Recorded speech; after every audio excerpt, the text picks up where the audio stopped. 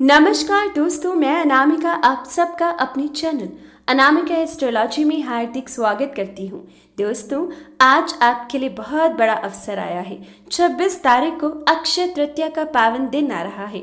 आज के दिन लक्ष्मी नारायण जी की इस कथा को सुनकर ही आप अपनी इच्छाओं की पूर्ति कर सकते हो।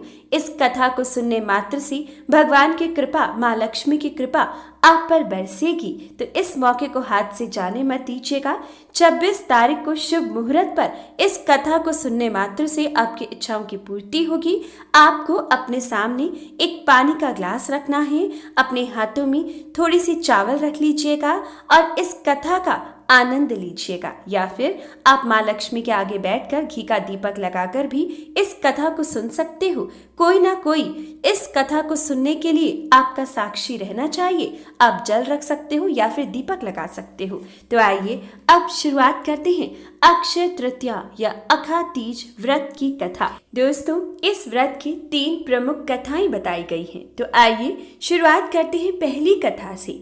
एक पुरानी कथा के अनुसार महाभारत काल में जब पांडव वनवास में थे, तब एक दिन श्री कृष्ण, जो स्वयं भगवान विष्णु के अवतार हैं, उन्होंने एक अक्षय पात्र उपहार स्वरूप में उन्हें दिया। ये एक ऐसा पात्र था जो कभी भी खाली नहीं होता था और जिसके सहारे पांडवों को कभी भी भोजन की चिंता नहीं हुई। मांग करने पर इस पात्र से असीमित भोजन प्रकट होता था। माना जाता है कि ये पात्र भगवान श्री कृष्ण ने अक्षय तृतीया के दिन ही द्रौपदी को दिया था। द्रौपदी की असीम श्रद्धा और भक्ति को देखते हुए भगवान विष्णु के स्वरूप श्री कृष्णा ने द्रौपदी पर ये कृपा बरसाई थी और कहा था कि जब जब अक्षय तृतीया के दिन मेरी पूरी श्रद्धा से कोई पूजा आराधना करेगा, नियम अनुसार व्रत अनुष्ठान करेगा, कथा सुनेगा, तो उसके जीवन से भी इसी प्रकार से कभी भी भोजन का अन्न का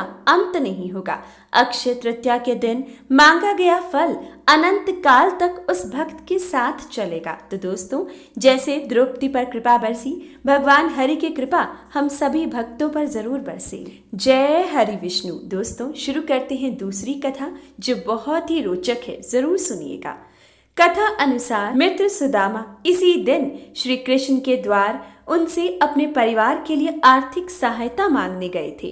भेंट के रूप में सुदामा के पास केवल मुट्ठी भर चावल थी। सुदामा बहुत संकोच करते हुए जब भगवान श्री कृष्ण ने पूछा कि भाभी ने मेरे लिए क्या भेंट भेजी है, तो संकोच करते हुए उन्होंने वो मुट्ठी भर चावल श्री कृष्ण को दे दिए। श्री कृष्ण ने बहुत चाव लेते हुए उन चावलों को खाया। सुदामा का बहुत ही आदर सत्कार किया। ऐसे सत्कार से सुदामा बहुत ही प्रसन्न हुए, किंतु आर्थिक सहायता के लिए श्री कृष्ण से कुछ भी कह ना पाए और वह बिना कुछ कहे, बिना कुछ बोले अपने घर के लिए निकल पड़े। जब सुदामा अपने घर पहुंचे तो उनके घर में वह हर चीज थी जिसकी उन्हें जरूरत थी। उनका घर धन धान्य से भर चुका था। उनका झोपड़ा एक बहुत बड़ा विशाल महल बन चुका था।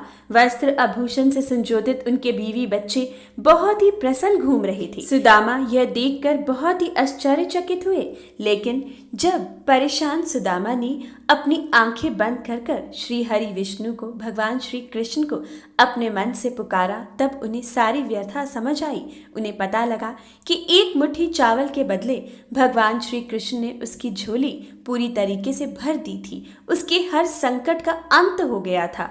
अक्षय तृतीया के दिन उसको उस प्रकार का अनंत फल प्रदान हुआ था जिसकी कभी कल्पना भी सुदामा ने नहीं की थी। तो दोस्तों, इसी प्रकार से कहा जाता है अक्षय तृतीया के दिन भगवान को चावलों का भोग लगाने से आपका घर धन धान्य से भर सकता है। नारायण के साथ माँ लक्ष्मी का आगमन आपके घर हो सकता है।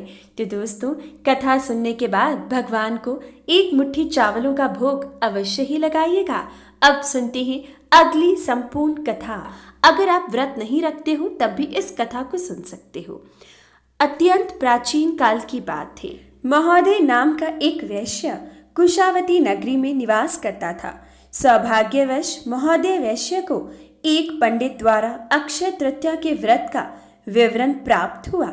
उसने भक्ति भाव से विधि व नियम अनुसार व्रत रखा। व्रत के प्रताप से वह वैश्य कुशावती का महाप्रतापी शक्तिशाली राजा हो गया। उसका कोष हमेशा स्वर्ण मुद्राओं से, हीरे जवाहरातों से भरा रहता था। राजा स्वभाव से दानी भी था। वह बिना किसी संकोच के गरीबों में दान पुण्य करता रहता था। एक बार राजा के वैभव और सुख शांतिपूर्ण जीवन से आकर्षित होकर कुछ जिज्ञासु व्यक्तियों ने राजा से उसकी समृद्धि का कारण पूछा। राजा ने स्पष्ट रूप से अपने अक्षय तृतीया व्रत की कथा कह सुनाई और यह कहा कि सब कुछ अक्षय तृतीया व्रत की कृपा से ही है।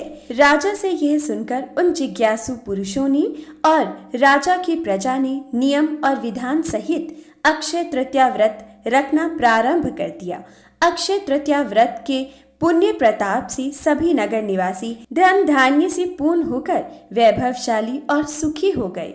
हे अक्षय तीज माता, जैसे आपने उस वैश्य को वैभव और राज्य दिया, वैसे ही अपने सब भक्तों को एवं श्रद्धालुओं को धन और सुख देना। सब पर अपनी कृपा बनाए रखना, आपसे हमारी ऐसी ही प्रार्थना है। जैसे उस राजा की झोली भरी, हे माँ लक्ष्मी, आप अपने सभी भक्तों की झोली जरूर भरिएगा। जो भी व्यक्ति अक्षय तृतीया के दिन व्रत अनुष्ठान करता है, आपकी कथा सुनता है, उसे कभी भी खाली मत जाने दीजिएगा। उसकी इच्छाओं की पूर्ति कीजिएगा। हे माँ लक्ष्मी, अपनी कृपा अपने भक्तों पर बनाए रखिएगा। तो दोस्तों, इसी के साथ अक्षय तृतीया व्रत कथा संपन्न होती है। आज के दिन ब्राह्मणों को भोजन कराने से पुण्य की प्राप्ति होती है।